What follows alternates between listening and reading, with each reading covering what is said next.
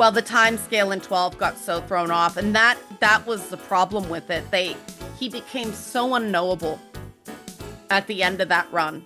And the fact that he just took too damn long to regenerate is just such a metaphor that there was a lot of cleanup they had to do. And Julian, I think it was you that said that part of the regeneration as a woman after 12, he was so awful to so many women. We didn't even get on not Arya Stark on that run. He was shitty to every woman who crossed his path. He really was. It was karma. Including Missy. Yep. You know, he kept her locked in a box and encouraged her to feel her fucking feelings. Like, that was cruel. That was therapy. That was kindness. That was apparently what made him good. Okay, here's the thing. They kept writing it off as Scottish. I'm sorry.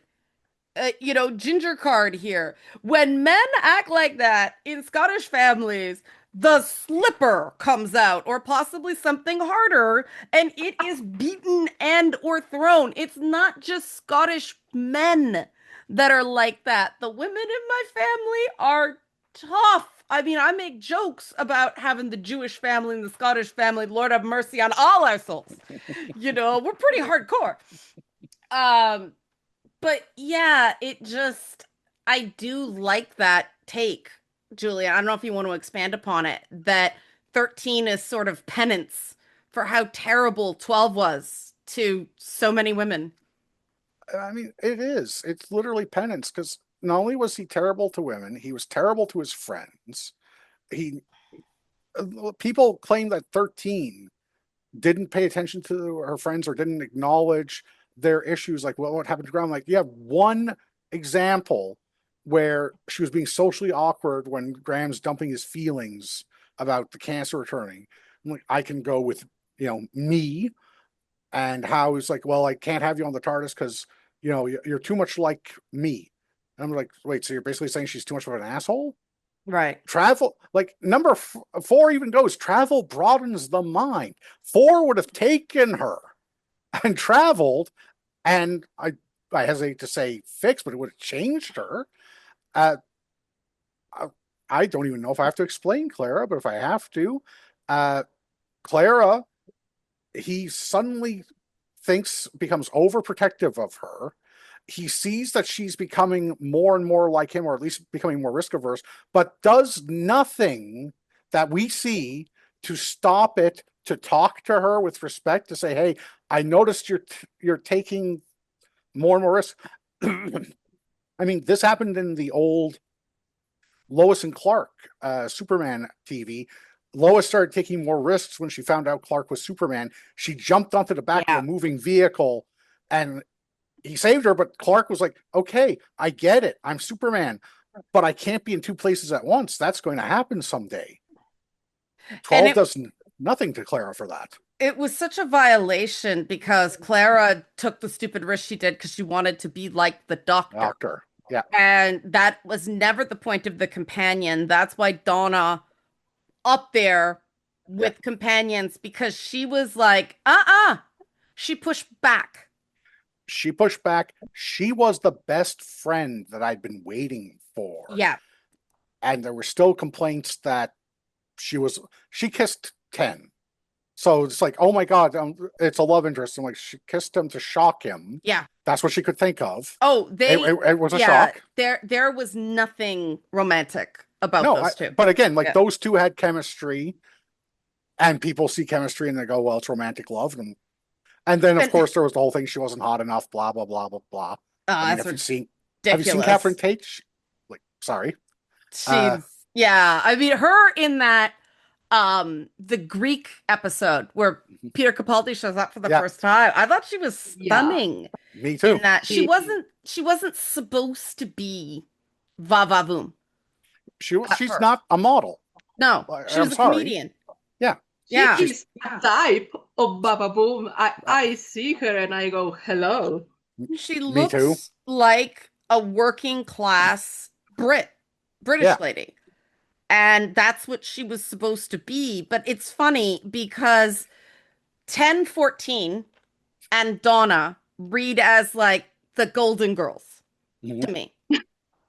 With 13, her bestie was Graham, Yeah. two old men.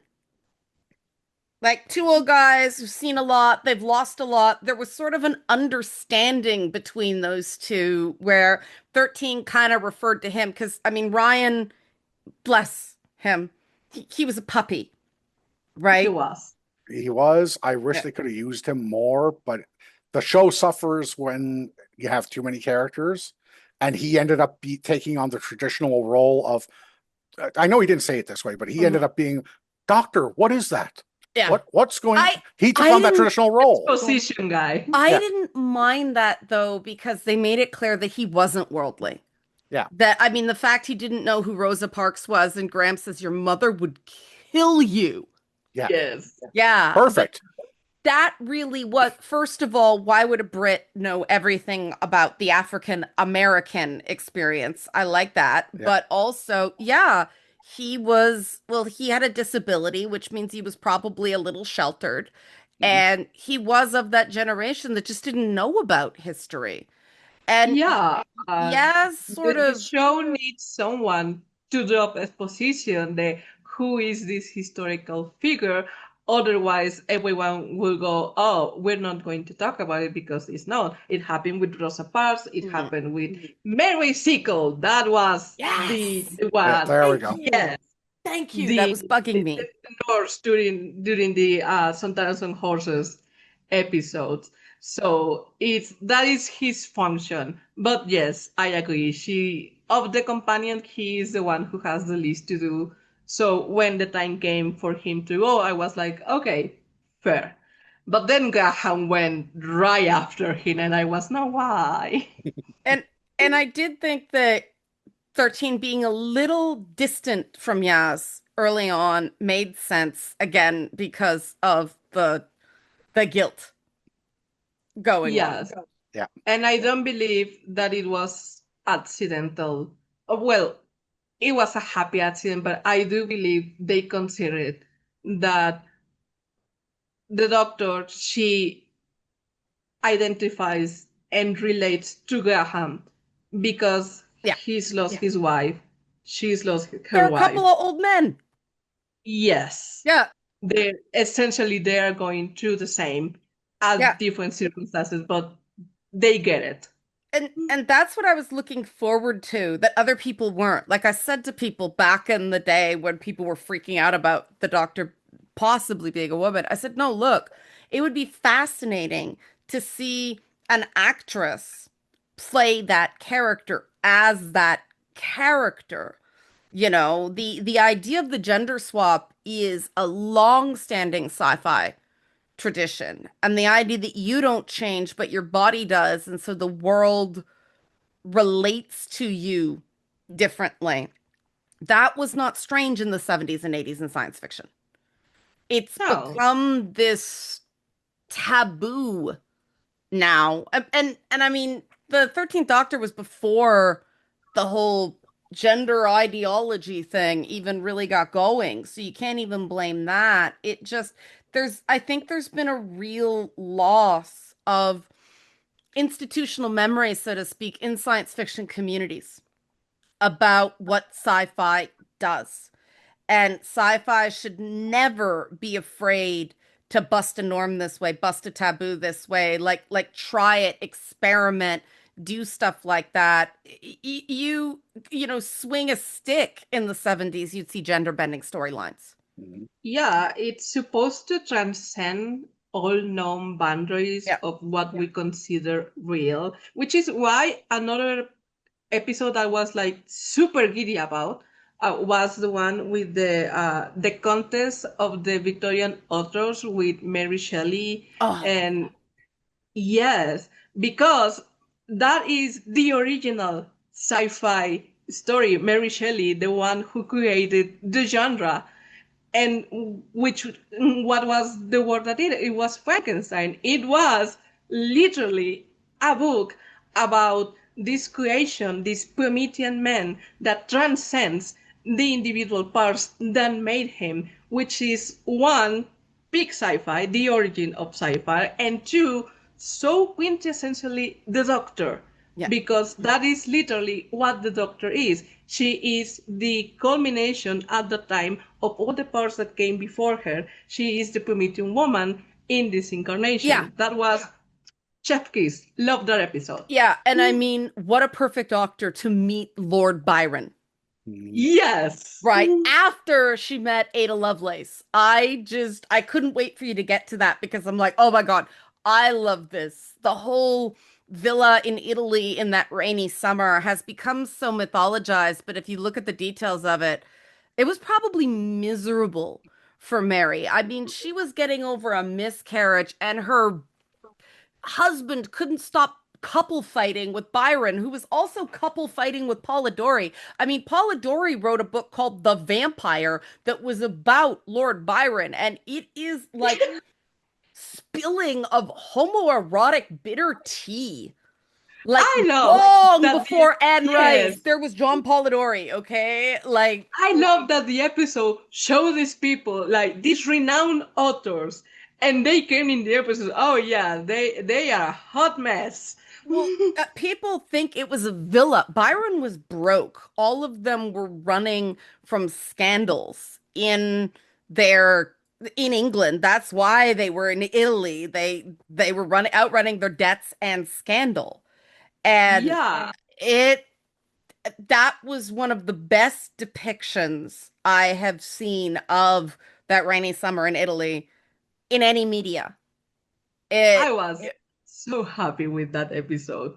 It Like, really was. And what a great ghost story.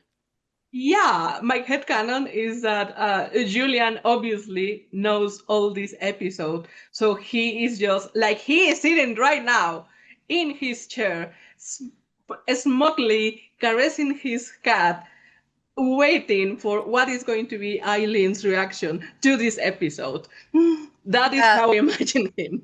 And Julian's cat is named the Ronnie.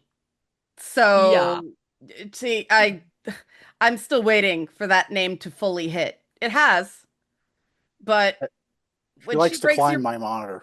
I was gonna say when she breaks your monitor, man, I'm gonna remember. I named a cat after Death's Horse from the Discworld novels, and that little fucker was a destructive force. So, and it was just the horse. You named her the Ronnie. Like, she is an evil scientist, but she's very cute. She There she is. is. She keeps Okay. interrupting the streams of Doctor Who and Yeah. writing on the keyboard. Yeah, I'm gonna wrap because we're all just Kitty right now. And I think, guys, thanks so much for coming on. The and Rani talking- disrupted the recording of the Doctor Who episode Yeah, oh, on she's character. so cute. She's so confident. Anyway, so if you want to join our Discord, the links to Patreon and Coffee are in the description box of this video, or you can just show up on Twitch streams Tuesday nights and be cool and get an invite from one of our lovely participants here. There's multiple ways to join our Discord, but Eileen, Julian, thanks so much for coming back and talking more Doctor Who. I can't think of a more perfect topic for two women talking. Thank you. I guess it's now three women because of the Ronnie.